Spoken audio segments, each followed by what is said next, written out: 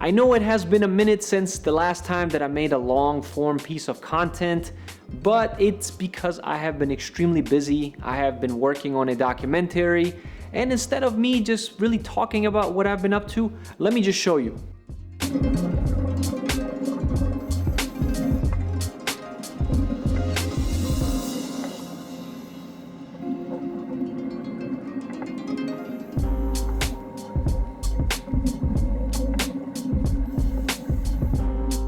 So all of the footage that you just watched was shot on the XH2S, housed inside of the Aquatech edge housing. Now there are really two things that I want to talk about today, and one of them is how well does the XH2S perform in a underwater scenario, which is super challenging. And the second thing I want to talk about is why I went ahead and basically took on this challenge. Now I can confirm that the Fujifilm XH2S is an incredible underwater videography camera, and it is also a really good photography camera. The quality of footage coming out of this camera is really astonishing, especially when you see it in post and you start playing with the colors and you start just really color grading and just editing and working with the footage. It has so much data in it, and there's so much that can be done. Now, I'm by no means a professional scuba diver. I am not a professional, underwater videographer, photographer. For me, just looking at the footage, it looked really good. All the footage that you see, I was using the 10 to 24 millimeter f4 from Fujifilm, and that lens is super sharp. And it was perfect for this particular scenario because I really wanted to capture just wide shots. One of the things that I was worried about is how much light I'm gonna be able to get inside, just being down 100 feet deep. And actually I had way too much light. I was shooting in like f10, and that worked out really well because I did not want any blurry backgrounds.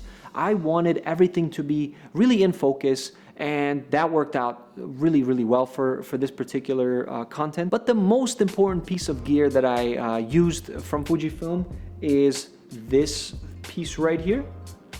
There you go. Now at first glance, it looks just like a regular battery grip that you would attach to the bottom of your camera, but it is far more than that. This particular grip is really a one-of-a-kind piece of gear. It is a file transfer grip. Now, it is exactly what the name implies. As long as you have a wireless connection wherever you are, just a hotspot. It can be your phone, it can be one of those little dongle things that you carry around from Verizon, AT&T, T-Mobile. As long as you have that and it connects to the grip, you can transfer all of your files from your Fujifilm X-H2S and transfer them directly into Frame.io. Now, the importance of that is tremendous. So I was on a boat. While being on that boat, I was able to take that data, transfer it to my editor, who is obviously in his office on land, and he was able to start editing the footage right on the spot. The other important thing is, once they were able to review the footage, they were able to tell me, hey, it looks good. Hey, it doesn't look good. Hey, this is underexposed. Hey, the white balance doesn't look good. Can you capture the footage again? Now imagine if I had to go out a second time with a boat, full crew.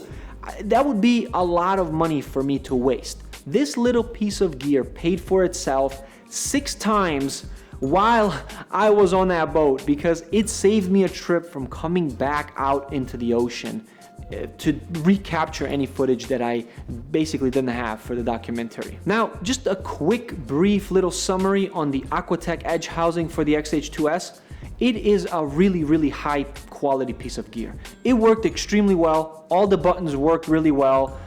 The zoom dial worked really well. I was able to access all the settings. I was able to adjust my aperture. Everything worked super well. It is a piece of gear that I would absolutely recommend if you are planning on diving deep, like deeper than 50 feet. I really would look at something else, something that is made for that type of depth.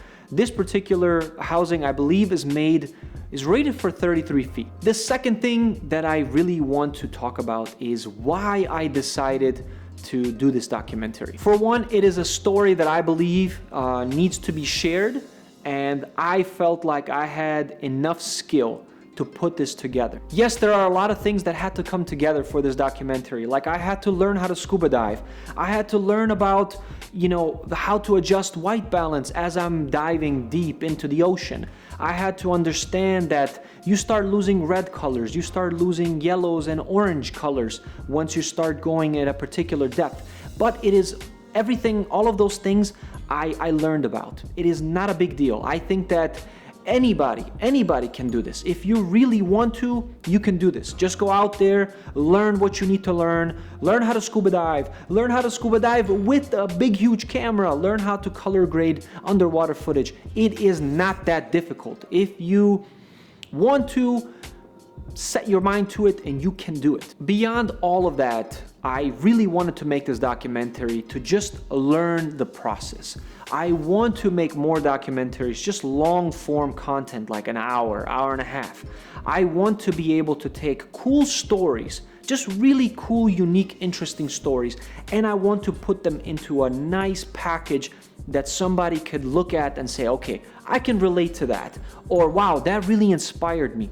So that is a challenge that I just kind of put upon myself, and just really I'm still executing on that, because the documentary is far from finished.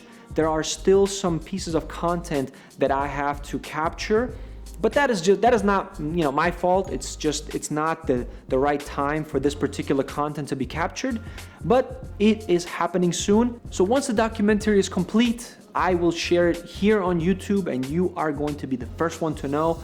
I will also probably share it on other platforms as well. And yeah, once I release it, you are going to know. So please do me a favor and hit the subscribe button if you like this type of content. Hit the notification bell if you want to be the first one to see my documentary. And as always, thank you so much for watching my videos, commenting. My last video, the XH2S and the XH2 for video, did really well. People really like that, and I love reading all the comments. I love responding to questions. It is just incredible. So thank you so much. If you have any questions, please leave them in the comment section below. And yeah, thank you so much for watching this video, and I will see you on the next one.